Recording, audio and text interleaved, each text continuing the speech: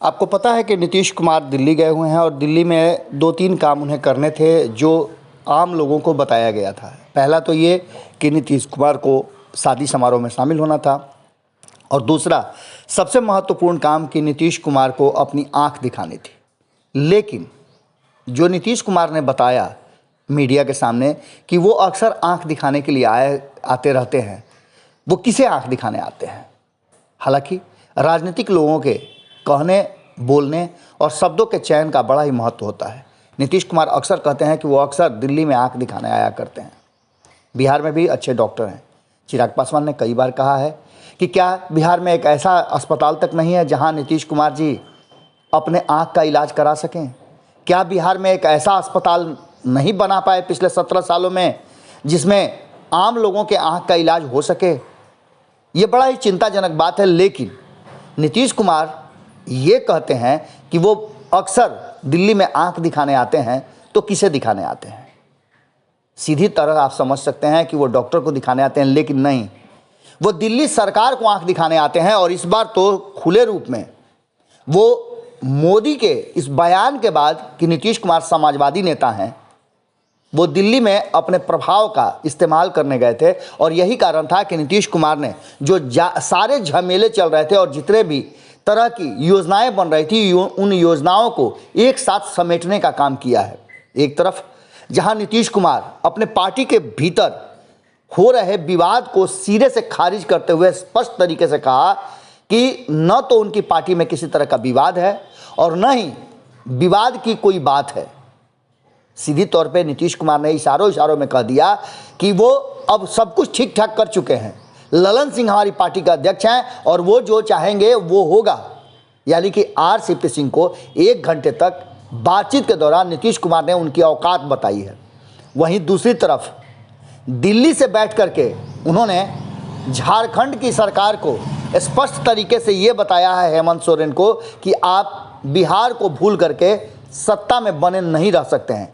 बिहार के कारण आपकी सत्ता है, ये बात आपको समझनी पड़ेगी और बिहारियों को मान सम्मान देना पड़ेगा। भाषा विवाद को लेकर के उन्होंने स्पष्ट तरीके से कहा है कि ये विवाद का कारण नहीं होना चाहिए। मगही और भोजपुरी को सूची से हटाना झारखंड के हित में नहीं है। बात यहीं नहीं खत्म होती है। नीतीश कुमार के बयान को यदि आप सुने, और जैसा कि आपने सुना भी होगा, भारत लाइव ने भी उन बयानों को रखा था कि प्रशांत किशोर से मिलने का क्या मतलब था, तो सीधी तौर पे आप समझ सकते हैं कि लगातार जनता दल यूनाइटेड तैयारियां कर रही हैं 2024 की, और प्रशांत किशोर G23 की तैयारी कर रहे हैं कांग्रेस से मिल करके। और उसके लिए उन्हें एक नेता चाहिए जो देश भर में स्वीकार्य हो। और इन सारी बातों से सबसे बड़ी बात यह है कि नीतीश कुमार भारतीय जनता पार्टी को, डॉक्टर को नहीं बल्कि भारतीय जनता पार्टी को आंख दिखाने के लिए गए थे और उन्होंने ये काम अच्छी तरह से कर दिया है। चाहे वो आरसीपी सिंह के द्वारा नीतीश कुमार पर लगातार दबाव बनाने की रणनीति हो भारतीय जनता पार्टी की, या फिर उनके पार्टी के भीतर खटपट कराने नीतीश कुमार उससे भी पूरी तरह से अवेयर है।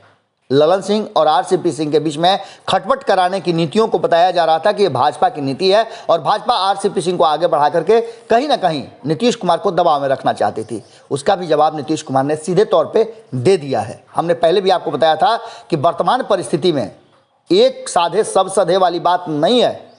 अगर एक को साधने, अगर आरसीपी सिंह के साथ रहने का बात सोचते हैं नीतीश कुमार, तो ऐसी स्थिति में कहीं ना कहीं नीतीश कुमार के लिए मुश्किलें होंगी। वहीं आपको बता दें कि नीतीश कुमार जो हैं वो इन सारे मामलों को एक बार में निपटा दिए हैं। और जहां एक तरफ डॉक्टर से आंख दिखाने के लिए गए थे, वहीं भाजपा को भी आंख दिखा दिया है और बता दिया है कि भाजपा सहित वो सारे लोग नीतीश कुमार को यदि कमज़ोर करने का कोशिश कर रहे हैं तो उनके पास कई रास्ते हैं।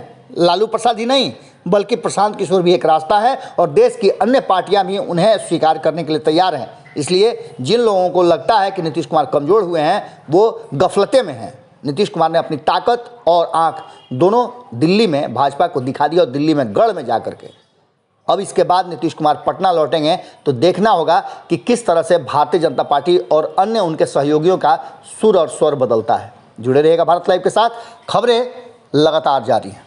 अगर ये वीडियो पसंद आई और वह बिहार के राजनीति और बिहारियत से सरोकार रखेनी तो सब्सक्राइब बटन दबा के चैनल के सब्सक्राइब कर ली। ओजे एगो घंटी बा, ओकरा बटन दबा देला से कुल सटीक और मारक खबर रुआ मुफ्त में मिल जाई। अगर रुआ पत्रकारिता के हमनी के नया प्रयोग में सहयोग कर चाहतानी तो ज्वाइन बटन दबा दी। पेटीएम नंबर नोट कर ली 9386816700। धन्यवाद।